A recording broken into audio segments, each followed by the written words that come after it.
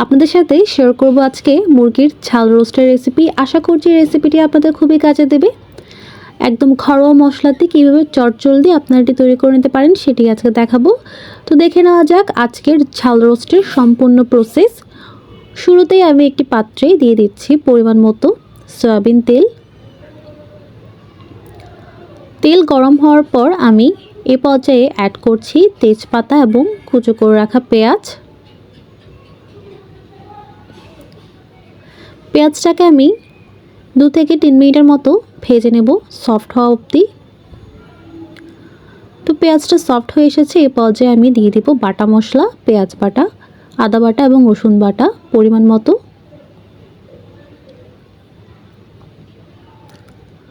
বাটা মশলাগুলো দেওয়ার পর আমি ভালো মতো এটাকে ভেজে নেব আরও 2 থেকে 3 মিনিট।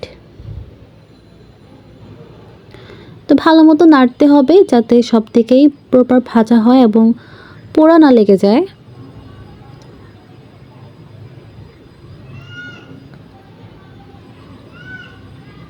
তো বাটা মশলাটা অলমোস্ট ভাজা হয়ে এসেছে, এ পর্যায়ে আমি অ্যাড করছি আস্ত গরম মশলা, এলাচি এবং দারচিনি। দেওয়ার পর আরও খানিকটা নেড়ে চেড়ে নিলাম। এই পর্যায়ে আমি অ্যাড করব মুরগির মাংসটা।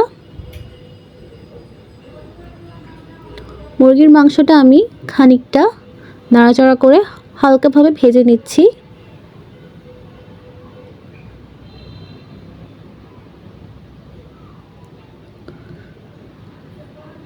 এই পর্যায়ে আমি গুঁড়ো মশলাগুলো একে একে অ্যাড করব।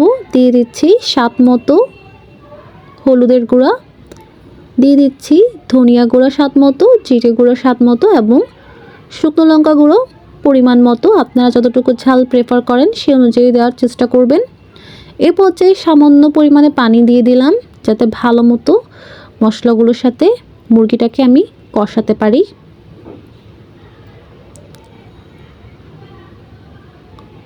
তো খানিকটা সময় নিয়ে আমি মুরগিটাকে কষাবো।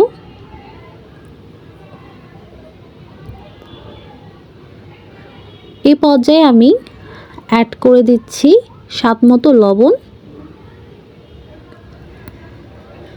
সেই সাথে চেরা কাঁচা লঙ্কা।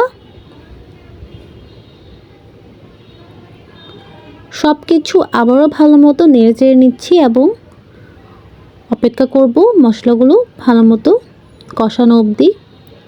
তো দেখতে পাচ্ছেন একদম তেল ছেড়ে দিয়েছে। এ পর্যায়ে আমি রাঁধুনি রেডি মিক্স মাংসের মশলা থেকে 1 চামচের মতো অ্যাড করে দিলাম এবং পরিমাণ মতো গ্রেভিটা দিয়ে দিলাম। যতটুকু আমি প্রেফার করছিলাম ততটুকুই গ্রেভি দিয়েছি।